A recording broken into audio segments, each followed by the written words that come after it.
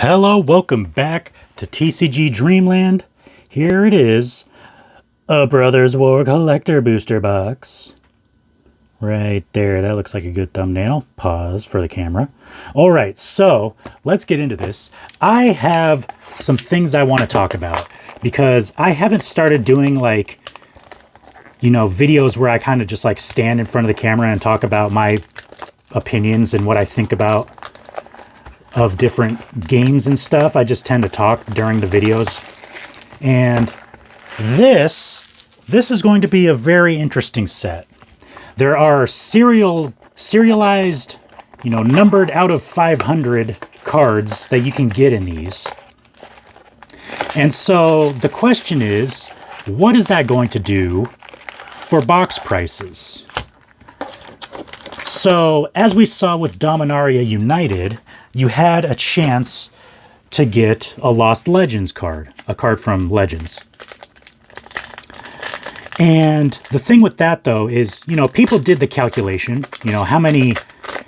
what are your odds of getting one in a pack, and then what is the odds of it being a certain rarity? And people figured out, well, that's just horrible. You'd have to open so many boxes. It's a complete waste of money, even to just get a rare, right? So people figured out, even before the set came out, that those it was just not a good chase card. It was not at all worth the money. These, however, these serialized cards, that's kind of an unprecedented thing in Magic the Gathering. These lands are really cool, by the way. I would be very surprised if these weren't well over $1, at least at release. Battlefield Forge, starting off with a Pain land. Gix's Command, an extended. Terror Ballista, an extended. Soul Guide Lantern, Old Border artifact in foil. Millstone, Old Border non-foil. Goblin Charbelcher. Now we've got our Megatron. That's something, is that there's a Transformer in every pack. Some people like that, some people don't. I'd say probably most people don't. I honestly haven't heard anyone. Well, actually, that's not true. I did hear one person that liked it because he's like way into Transformers. I'd say most people either don't care or actually dislike that there's Transformers in the collector packs because that takes up a slot. That could be something else that's good.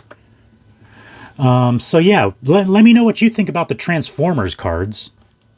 I personally don't like it because I'm one of the people that agrees with the fact that that takes up a slot that could be something else that's really cool in a collector booster pack.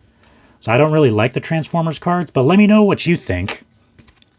But also, let's get back to our discussion of value and what these boxes are going to go to, because the serialized cards are unprecedented. They haven't done anything like it before, and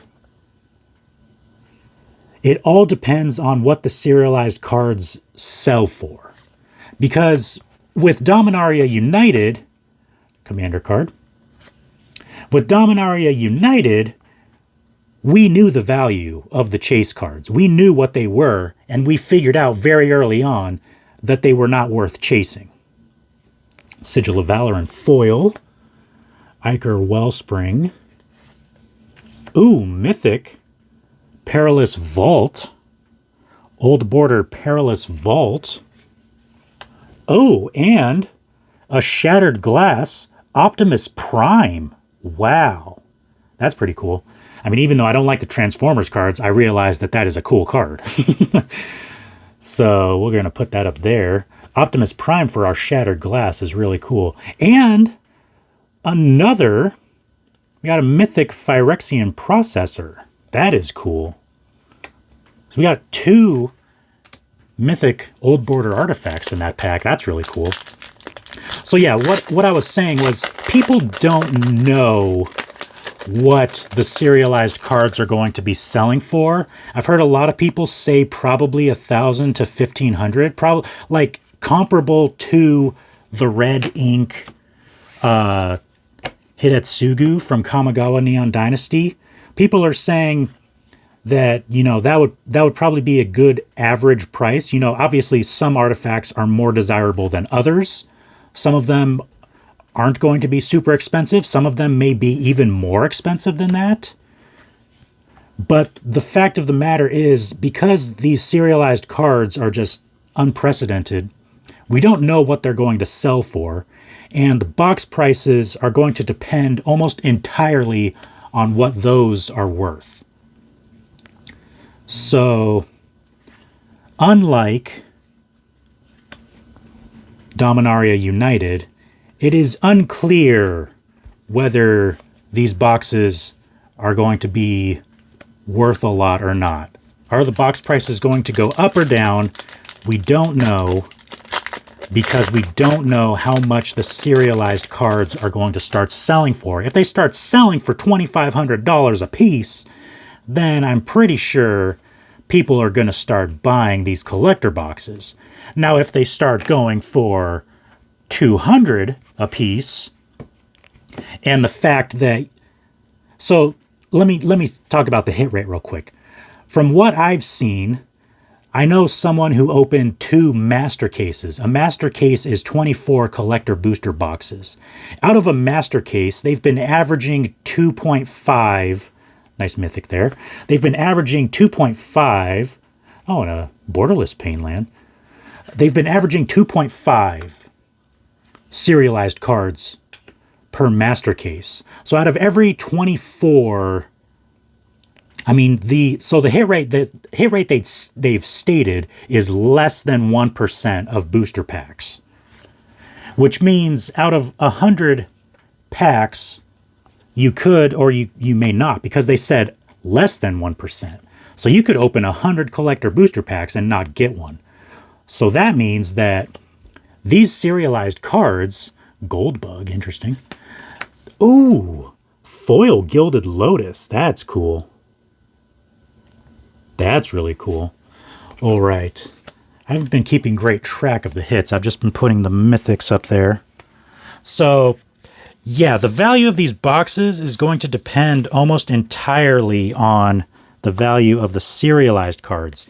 Because here's another thing. I forget the exact number. There's like 60 something, like 63 artifacts, because this is a subset. See, the set symbol is different. There's like 63 of these, I think. It's some number in the 60s, 63, 67. I forget the exact number. But there's like, we'll just say 63 of them. I forget the exact number. But we'll say 63. And each serialized card, at least we're assuming at this point, each of the serialized cards is out of 500. Now, based on the number of serialized cards and the hit rate that they've given us for a serialized card, we can estimate that there is probably somewhere between 250,000 and 300,000 collector booster boxes printed. That is an absolutely ridiculous amount of booster boxes. That is absolutely insane. There are card games that don't even print 100,000 booster boxes across, well, because they only print one type of booster box. There are card games that literally don't even print 100,000 booster boxes for a set. And they're saying, based on the information they've given us, that's a mythic, Skitterbean Battalion, based on the information they've given us, they're saying they've printed at least 250,000 collector booster boxes. That is absolutely insane. I can almost guarantee you that every card in the set that isn't a serialized card is going to be like basically worthless. The more collector booster boxes get opened, the less every other card, the less the singles cost. So the more collector booster boxes that are opened, the less the prices of the singles go. The floor lowers. Like we saw with Kamigawa when the set released, or I guess I should say shortly after the set released. Like, so many cards in the set. Any card that wasn't highly sought after was like worthless, because people were opening so many collector boxes that any card that didn't have a high demand just plummeted. They were selling for like a penny. There was literally the vast majority of cards in the set were selling for less than 5 cents. Like the singles prices were terrible.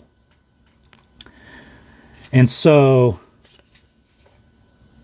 basically the only value, really the value of these collector boxes is only the serialized cards.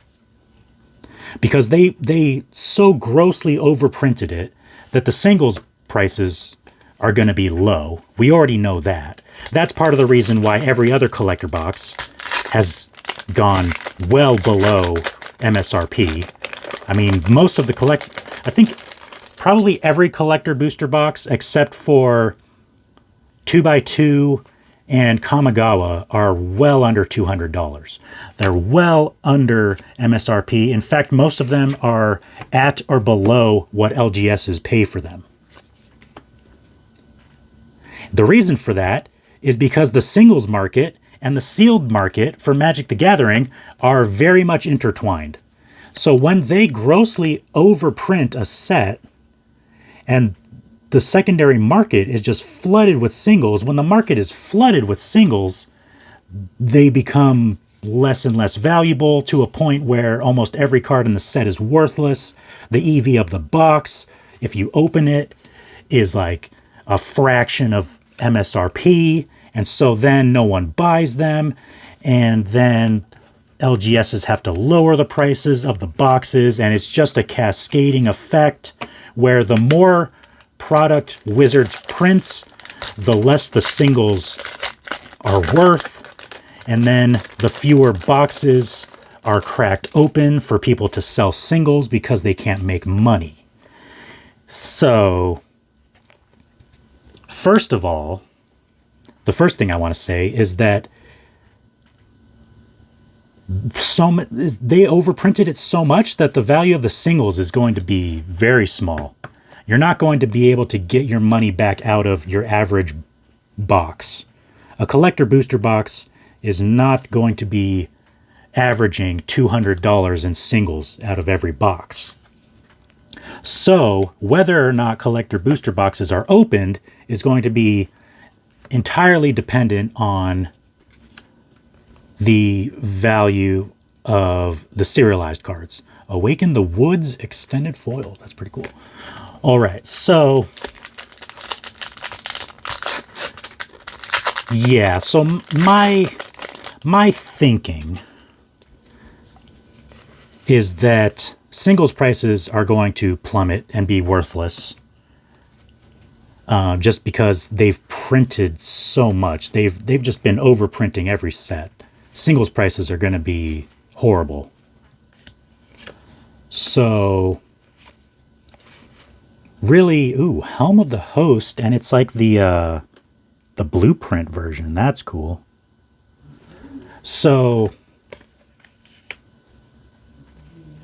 yeah, the value, whether these collector boxes sell or not, whether people open these collector booster boxes is right now entirely dependent on what the serialized cards are selling for, because that is the only reason to open collector booster boxes.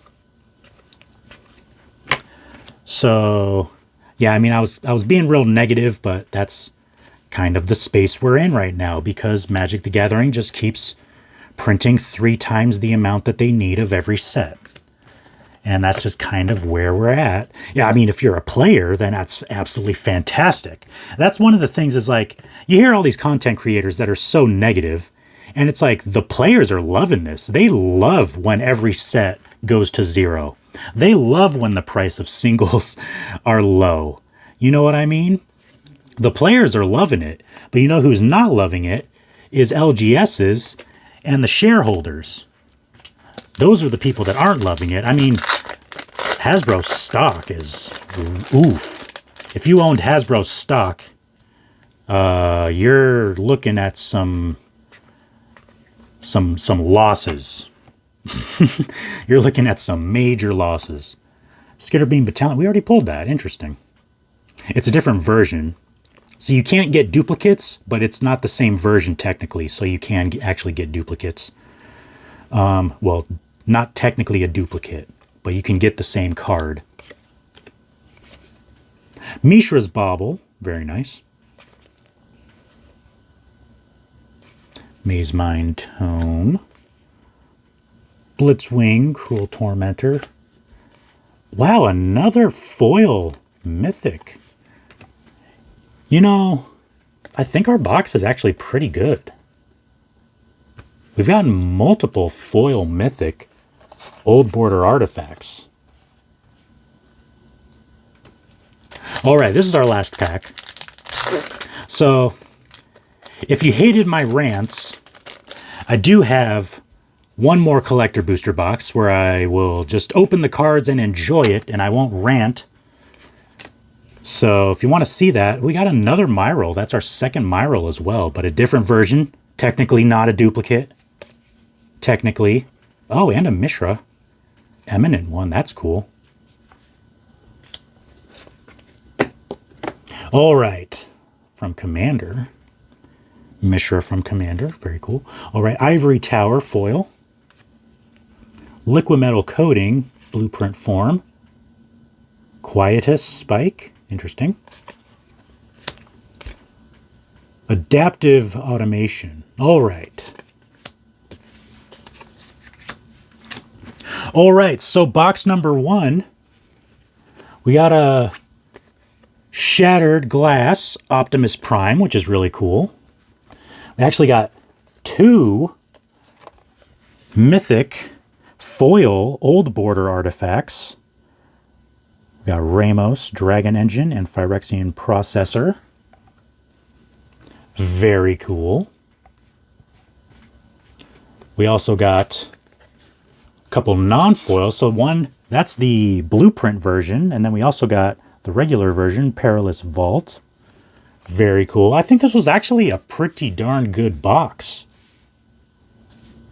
I haven't seen any other box openings where they actually tracked the number of mythics. But I do. So there you go. I have one more box of this. One more collector box. And I swear I won't rant in that one if you don't like me ranting and raving. So, yeah, if you want to see that, make sure to subscribe.